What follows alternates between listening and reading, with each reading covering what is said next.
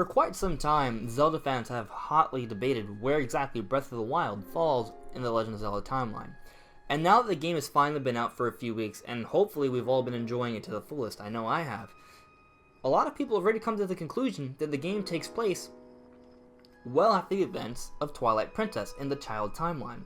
And perhaps the strongest piece of evidence that supports this actually has to do with one of the first memories that you can recover for Link.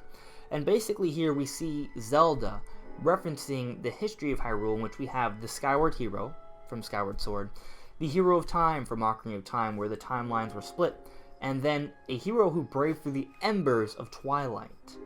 This is a direct and obvious reference to Twilight Princess, and it would suggest that this game takes place well after the events of Twilight Princess. And if you pay attention to the story and introduction and background for Breath of the Wild, you could probably connect the dots and think that maybe this game takes place over 10,000 years after the events of Twilight Princess.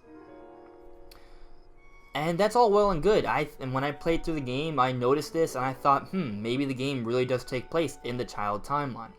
But you see, as I played through the game, and I tend to be very over-analytical and I try not to jump to conclusions, I noticed a number of contradictions to the game taking place in the Child timeline. Now, here's the thing. Beforehand, before Breath of the Wild came out, like many people, I really was curious about the timeline positioning for Breath of the Wild, and I jumped between one theory and another, and I kept on changing my mind.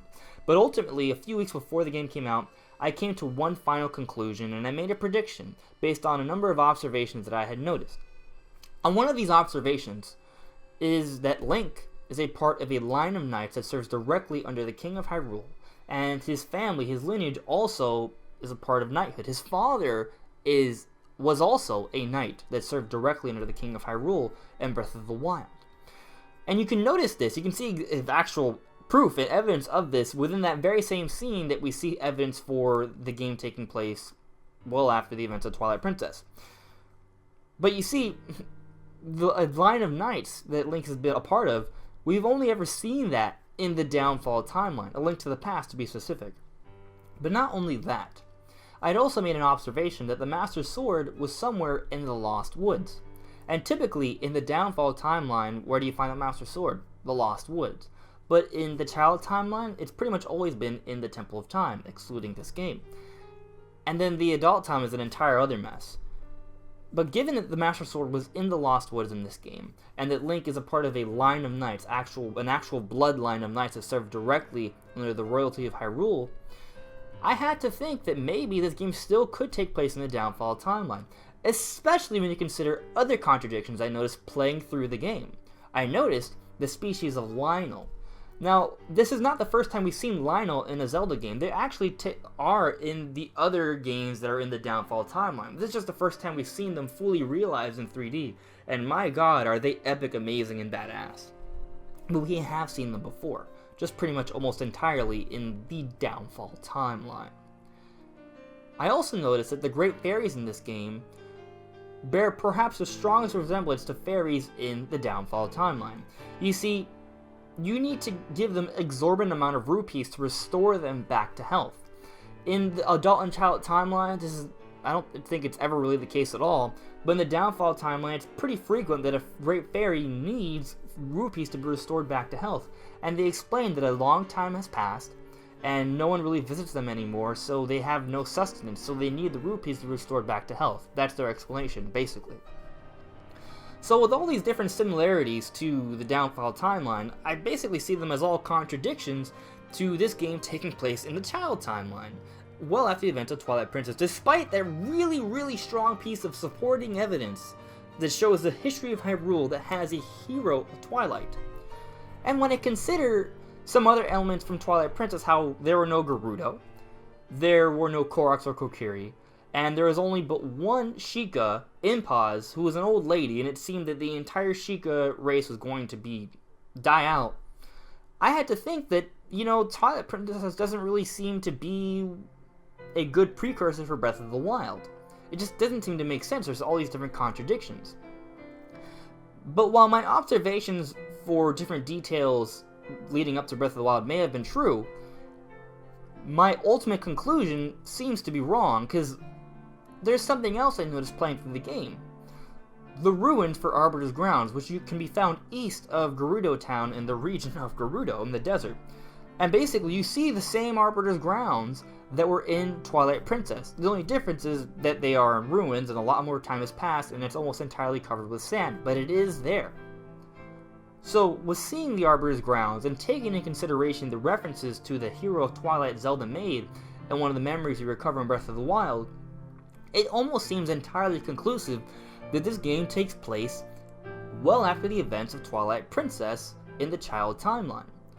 But what about all these different contradictions, all these similarities to the Downfall timeline? What explains all of that? Well, like I said, while I made a lot of observations, my conclusion was wrong. I made the assumption that these observations had to link the game to the same timeline as the Downfall timeline. But perhaps it has a lot more to do with the similarities in terms of how far down the line, the lineage of Zelda, this game takes place. We pretty much know this game takes place over 10,000 years after the event of Twilight Princess. And in the Downfall timeline, we know a lot of those games take place well down the line in the timeline. So perhaps that can explain for almost everything. If you allow for your suspension of disbelief to go into effect and give Nintendo or the Zelda the benefit of the doubt, perhaps there were Gerudo that had not entirely died up. Perhaps there were Sheikah that had not entirely died up. Perhaps the Koroks were hiding. Maybe they were the monkeys in Twilight Princess. And over this vast amount of time, they've all become lively civilizations once again. And then maybe this passage of time can also explain for Lynels now perhaps coming down from the mountains, or perhaps since Breath of the Wild is so much more expanded we can see them, or maybe they finally evolved to a point where they are Lynels after this grand amount of time has passed. And that also could explain why the Great Fairies bear such a resemblance to the Great Fairies in the Downfall timeline. Since so much time has passed, the Great Fairies have been lost and people can't find them anymore, and they no longer have sustenance, which is why they need rupees. That would make sense. So I think this grand amount of time that has passed can explain for all the different contradictions we see in Breath of the Wild, and ultimately allows me to fully believe this game really does take place well after the events of Twilight Princess, over 10,000 years in fact. That's cool. But playing through the game, and I'm still playing through the game, I'm far, but I haven't 100%ed it yet. The story, yes, and I've seen a lot of ruins, but there's still some more to be seen and found. I think there's still a lot more mysteries in Breath of the Wild to be found, discovered, and enjoyed. And I really do think this is just the beginning, especially if you pay attention to the story elements. But I'll talk more about that in a later video. Anyways guys, I'm excited for Breath of the Wild, and I think there's a lot more to this game, and I think this is just the beginning. I'm really excited. I hope you enjoyed the video. That's pretty much the timeline, at least from what we can understand, but maybe there's more out there to discover, maybe there's more to see, and maybe Eiji Aonuma will tell us the truth one day. But for now, that's it. And again, thank you so much for watching everyone. I hope you enjoyed the video. If you did, please give me a like, and you want to see more content from me, Andres Restart, subscribe. Anyways guys, that's all for now. See ya.